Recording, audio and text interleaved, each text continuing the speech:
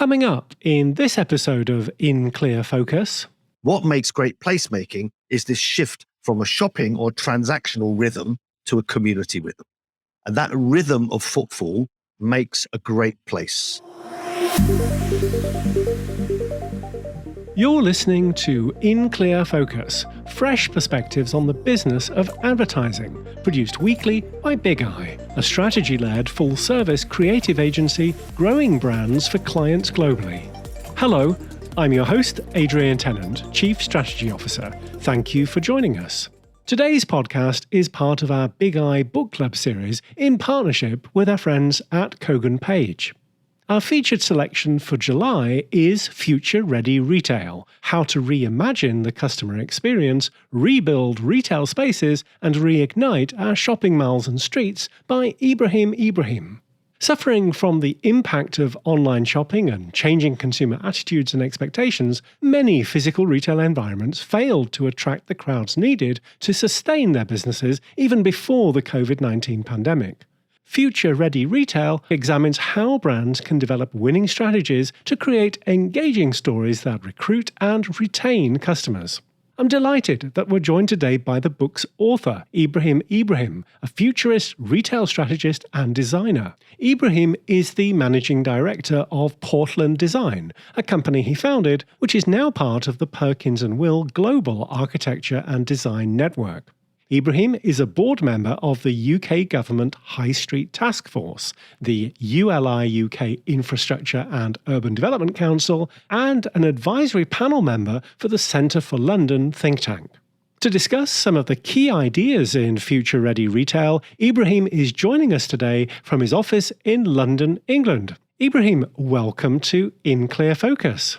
Thank you, Adrian. So, Ibrahim, what prompted you to write Future Ready Retail? If I'm truthful, I actually got approached to write it by someone who was following me on LinkedIn, and I had no kind of intention to write a book. But that particular conversation didn't go anywhere. But having said that, he planted the seed, and I continued from that thinking about it. And I wrote a synopsis thinking this could be a good idea. But then I was connected to Kogan Page. And once they saw my kind of brief synopsis, they said, let's now do it properly and write a proper synopsis. So we did that. And yeah, then I got a deal. So that was great. And for the next year, I got my head into it. So could you tell us about Portland Design and the types of projects you typically undertake for your clients? Yes. And I suppose that's partly the answer to the first question. And what prompted me to write a book is the work we're doing and the speed at which we are witnessing change, not change in design or technology or some architecture trends, the change of expectations and behavior of our audience. And I specifically call them our audience and not consumers because we don't take them for granted as consumers. And that change we kind of refer to as retail Darwinism. And that is the expectations are changing much faster than these big behemoths can adapt. And if you are a retail business that has hundreds of thousands of square meters of immovable concrete, it's very difficult to be agile in terms of the built environment. And if you then, magnify that to an urban regeneration setting, then it's even more difficult. That's what drives our business. What actually we do is we're a place strategy and retail design business. So we help clients define their place, whether that place is a shopping center, whether it's a high street, whether it's a big mixed-use development, an airport, a railway station. We help them define what the essence of that place as an experience is, not as a piece of architecture, not as a piece of urban planning, but as the human experience. We help them define that, and we have data that informs our work in that respect. And once we've helped them define that proposition as an experience, we then help our clients translate that into a whole series of different areas of design. From brand strategy, brand identity, all the elements of communication, through to sometimes marketing that place, particularly in the retail sphere, in shopping centers, through to wayfinding, the expression of brand in wayfinding, through to the design of the public spaces, through to the architecture, and very importantly, what we call the experience master plan. What offers, what districts, how do they connect? So a whole range of this blending, this blurring of brand and architecture or interior design. It's the two. And one of our clients actually saw that as quite unique and termed it marketecture, which I thought was quite interesting. In the introduction, I mentioned the decline in footfall at conventional shopping malls, a trend worsened by social distancing during the COVID-19 pandemic. Is this something you've observed primarily in Western countries, or is this a global problem? We've observed it in specific areas, definitely in Europe, and worse in Germany, in Italy, and France, less so in Northern Europe, like Scandinavia. We've observed it in the Middle East, but less so, generally speaking. The recovery was much quicker. And in Asia, notwithstanding the hotspots of COVID in China, we've certainly observed a recovery very quickly. We don't have experience throughout the whole of America, but where we do work and have a bit of experience, we've observed that being very similar to the UK. In the first chapter of Future Ready Retail, you observe that retail today is less about prime real estate and more about content, which you define as the curation of blended commercial offers and compelling experiences. You go on to talk about the importance of placemaking. So, Ibrahim, what is placemaking? I like the idea of kind of redefining retail, not in terms of real estate, but in terms of content. Because, and I'll come to answer your question about what is placemaking, but this is the context. Because retail has always been and will always be about four things: recruitment, transaction, fulfillment, and retention. But what's interesting is that transaction and fulfillment are migrating away, if you like, from the physical space increasingly. And therefore, the physical space is increasingly being used to recruit and retain audiences, which means that if you're a recruitment and retention space, you're actually behaving like a media brand. And therefore, it's content that's going to help you recruit and retain. And if we agree that that is the case, then that changes the whole paradigm. It changes the design of that space. It changes its physical makeup. It changes the service proposition. It changes the experience, of course. It changes the master plan. It changes its connectivity to the public realm and how that works. It blurs much more with the public realm.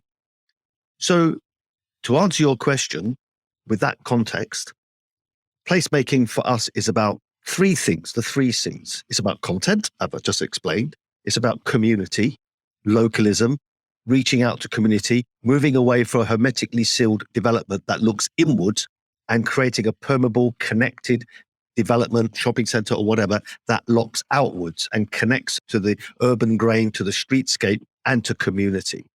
So that's community. And thirdly, culture. Placemaking, to be successful, has to resonate with the culture of its audience and not just be driven by agents that help fill spaces with tenants without any reference to the cultural drivers that impact the behavior of our audience. And I think that is key. And I think that is where, if you like, shopping centers have been going wrong with this cookie cutter approach. So we refer to, and I refer to it in the book as well, the four pillars of placemaking, which goes towards answering your question directly. What is placemaking? It's based on four pillars. The first is convenience. So placemaking must deliver on one big expectation of our audience, and that is hyper convenience, simplicity, an experience that's intuitive, that is devoid of complexity. I think that's the first. And of course, we can drill into that really extensively by understanding the impact of things like quick commerce and the whole kind of area of convenience. The second is fast, the polar opposite of slow, which is about a place creating programmable content, about creating and delivering participatory experiences that are about community. And I don't mean local community, communities of interest, brands that bring those communities together, and places about activation of the public realm with those experiences, not about fixed demise that separates public realm with tenanted space. These are blurring. And I think this blurring of the inside and the outside also is about placemaking. The third pillar is about localism. How do we create a place? And only a successful piece of placemaking must be connected to and align with the local community and the local environment and its local heritage and its local makeup of the audience, whether they are citizens, whether they're influencers, whether they're local brands. And very importantly, when we're master planning a place, and again, this what makes great place, is how we blend in one master plan local independent brands, influencers, local groups, community groups, not-for-profit organizations, social enterprises with big brands. And whether those big brands are retail, leisure, entertainment, culture. The days of separating them and putting local small brands into tertiary spaces and giving prime space to big brands are over. And that is the death of placemaking. And the fourth pillar that really, I think, cements a place and makes it sustainable in terms of future-proofed is what we refer to as belonging.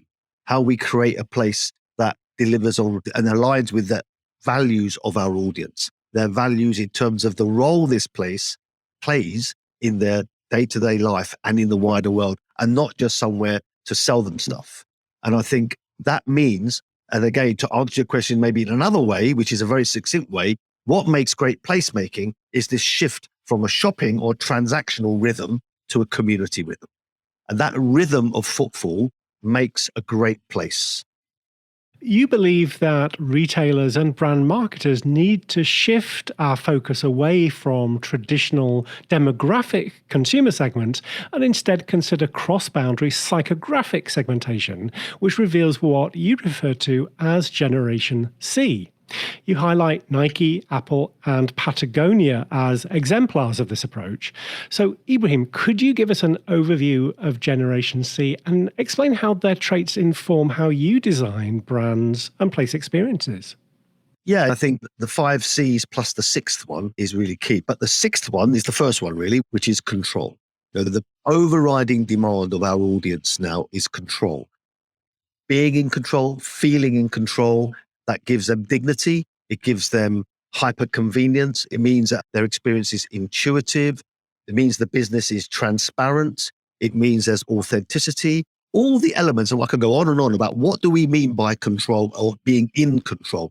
An experience that's devoid of complexity, those kind of things. Now, as I move on into the C's, the first is convenience, which is exactly what I've just said. This idea of hyper convenience, this idea of creating an intuitive experience. The idea of queuing is anathema in retail. Quick commerce is taking hold. We want, obviously, COVID has really driven the kind of demand for digital experiences, the whole fulfillment ecosystem, how we can have different aspects and types of fulfillment to meet with the demands of our audience, how convenience delivers on this new way of working, this fragmentation of work, how people want to work as a dip in, dip out culture of work. How we fit work in increasingly around other activities. We work a bit, we shop a bit, we go and eat a bit, we have a yoga class, we go back to work, we then meet a friend and we work again. And when that work could be 10 minutes of emails, or it could be an hour Zoom call. And we do it all between moving from home to somewhere public to maybe the office. If you think about how quick commerce is changing our behavior, how we can be anywhere, order anything, whether it's a sandwich or a toothpaste, and get it delivered to us within 10, 15 minutes. What does that mean? I mean, at the moment, mostly that's being done from home. But as we start getting used to that and we start using quick commerce wherever we are, we could be sitting on a park bench. I had a call the other day and someone was literally sitting on a park bench in the call. And I'm thinking, actually, how we design public seating is no longer just about sitting. We've got to have public seating, which is where we work, which is where we eat, which is where we shop. So what does that mean in terms of public realm? So anyway, all that is around convenience. And then, of course, the brands we choose, the brands we select, and the brands we put into our experience master plan are those brands that can deliver community, that have got communities following them, that are what we call community first brands. It's not product first, it's community first. And I think that delivers on the S in the ESG. How can we bring brands and our selection of brands and in a master plan that drive social value and drive the activation of public realm? And of course, then those brands that we bring in are ones that should drive also what we call the third C is co-creation. Brands that are open to helping the audience kind of shape their product. Thinking about brands like Fenty, for instance. Fenty is a cosmetics brand, as you know. And that is what we call circular commerce. It started as a social network. It's a social first brand And from that social network, from the learnings, from the interaction and the engagement of that social network, they developed a series of products and they continue to develop those products through their social network. So it's a circular commerce. So co-creation is really important. Fourth one is collaboration. That's part of the same thing. How do we create environments, places that drive collaboration? We work with a really interesting group called Incredible Edible. Incredible Edible are a social enterprise that come to a place, they work with a local authority or a developer, and they take space, whether that's a disused car park or a roof space, and they develop allotments where they grow produce, and they reach out to the local community, and they get the community to own these allotments. They help them grow the produce, and they're the intermediary between that produce being sold to restaurants in this development. And Incredible Edible take a cut of that, and so do the community who are growing it. So collaboration is really important at a community level, at a place level, if you like, but also at a brand level, how we introduce brands and encourage brands that are collaborative with their audience as opposed to what you call a monologue brand. And finally, the final C and the most important C is conscience. Brands that have a conscience, that prioritize the role they play in people's lives and in the wider world. And of course, increasing that's becoming a driver of preference. Brands that have a purpose, that look at sustainability and ESG as a priority. And of course, we can see that also through the growth of B Corps and triple bottom line. And I know, and I think that will become a universal kind of narrative at a kind of everyday level. Not many people have heard now of B Corps. I've been talking about it for 3 or 4 years. And as I speak to more and more people, I see it's becoming more and more kind of universal. And I think that it will get bigger and more kind of popular. Let's take a short break. We'll be right back after these messages. I'm Sandra Marshall, VP of Client Services at Bigeye. Every week, In Clear Focus addresses topics that impact our work as advertising professionals. At Bigeye, we always put audiences first. For every engagement, we're committed not just to understanding our clients' business challenges, but also learning about their prospects and customers' attitudes, behaviors, and motivations. These insights inform our strategy and collectively inspire the account, creative, media, and analytics teams working on our clients' projects. If you'd like to put Bigeye's audience-focused consumer insights to work for your brand, please contact us. Email info@bigeyeagency.com. Bigeye, reaching the right people in the right place at the right time. Each month, in partnership with our friends at Kogan Page, the Bigeye Book Club features interviews with authors who are experts in specific areas of marketing, consumer research, and customer experience. Our featured book for July is Future Ready Retail: How to Reimagine the Customer Experience, Rebuild Retail Spaces, and Reignite Our Shopping Malls and Streets by Ibrahim Ibrahim, a futurist, retail strategist, and designer. In Clear Focus listeners can save 20% on a print or electronic version of the book with exclusive promo code BIGEYE20. This code is valid for all products and pre-orders and applies to Kogan Page's free ebook offer. To order your copy of Future Ready Retail, go to koganpage.com. That's KOGANPAGE.com. Welcome back. I'm talking with Ibrahim Ibrahim, the author of this month's Bigeye Book Club selection, Future Ready Retail: How to Reimagine the Customer Experience, Rebuild Retail Spaces, and Reignite Our Shopping Malls and Streets. Online shopping received a major boost during the extended lockdowns due to COVID, as did the use of social media and shopping live streams. In what kinds of ways is digital media reshaping the customer journey?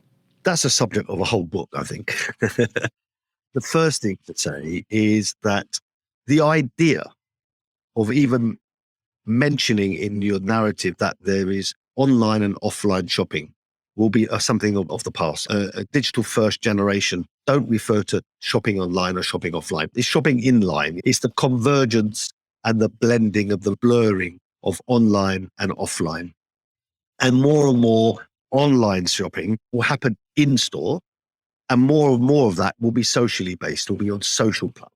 So I think the way digital is impacting shopping and the experience is definitely the consumer knows more about the product than any sales system will know. So therefore, that is about transparency. So I think that is certainly driving that.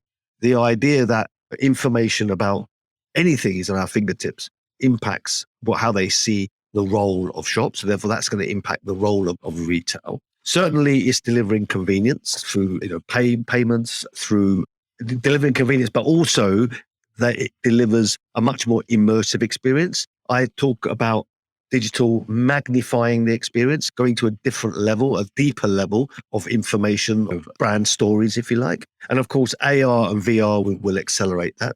I think what digital doing is making shopping much more social. So it was social before, but to a limited extent. Now it's completely social in terms of ability of our audience to share experiences instantaneously. So the people in the shop are only a small part of the audience, if you like. And of course, you mentioned live streaming. Live streaming will, I think, be really, really important. I think this idea of shops with shelves for sale are going to shift to stages with stories for sharing. So shops with shelves for sale, stages with stories to share. I think that's the shift. And I think live streaming will really impact the makeup and the notion and the purpose of a store being a stage set whose audience primarily are not in the store but are remote. And I'm really, really keen to see how this develops. Ibrahim, I know you believe we need to rethink mixed use developments and reimagine them using a blended use approach. What do you mean by blended use? So what it means is that in any given development, we're master planning a series of uses, whether they are workplace, whether it's healthcare, whether it's residential, whether it's education, manufacturing, maker spaces. We look at those and we identify in each of the uses we're working with, what is the blending component, the blending agent? What part of that use blends? When we say blend, what we mean by blend is blends with retail, F&B, leisure and entertainment.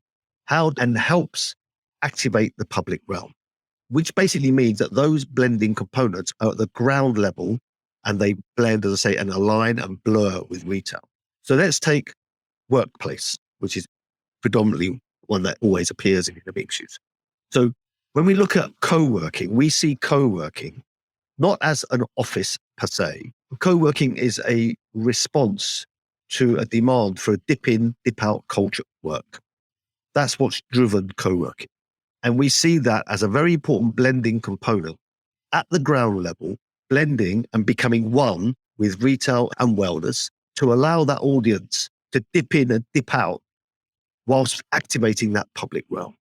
And we're working on such projects where we're blending retail and leisure into co-working in order to reposition and reimagine a shopping center. So let's take healthcare, another one that's beginning to become important in blended use. We're seeing the increasing consumerization of healthcare therapies and services. What those that used to be clinical, they're becoming much more consumer facing. And therefore, healthcare is an important part of consumer experience, an important part of activating public realm, and again, aligning and blurring with F&B and retail. Let's take education. We're seeing education components, colleges, universities, adult learning centers, lifelong learning centers, becoming part of the urban realm, becoming part of the consumer-facing experience. If you look at what Related Art, as it is now, have done in King's Cross in London, there's Central St Martin's, a very venerable art and design college in the middle of a development called King's Cross, one of the major developments in London. And they haven't stuck it out on the side. They've put it bang in the middle of the development, on the way that people walk from the major square to the shops and to the restaurants. And when you pass this college, you look through windows and you see artists and designers making things. They are creating part of that public experience. It's really interesting. So they saw that as a blending part of the development. Residential, you're seeing more and more brands occupy residential space in order to allow their audiences to live that brand. So if you're developing a residential component of a blended use, where do you put those pieces of residential?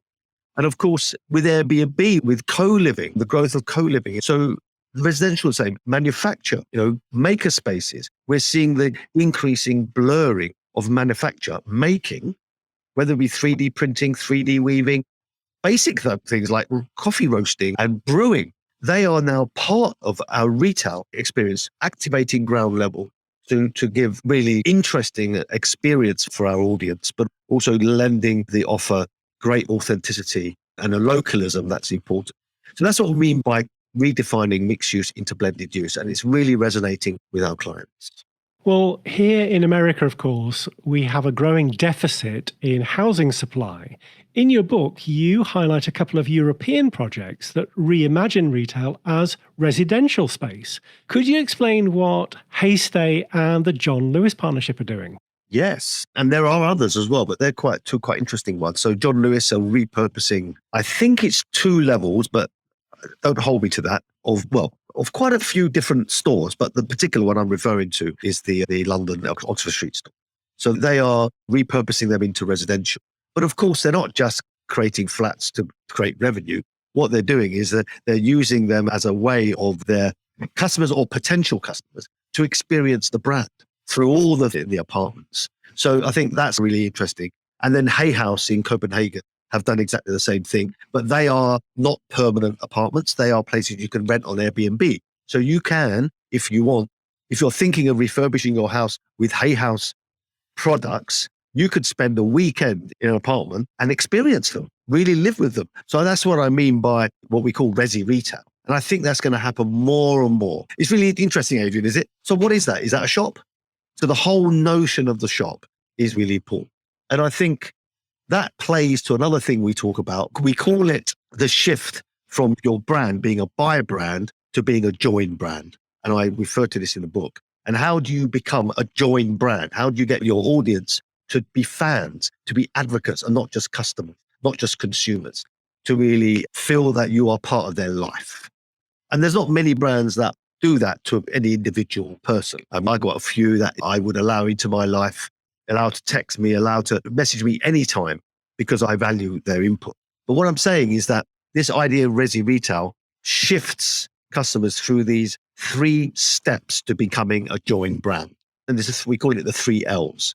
The first is learn. First thing is that consumers first learn about the brand, they understand it, they understand the benefits, they understand the attributes of the brand, the product, the functions, all the kind of performance functions, all those kind of things. The next is they love the brand, they talk about the brand, they share on social media, they're almost infatuated by the brand, and they hope that brand will consistently deliver. But then the third one is how they live the brand.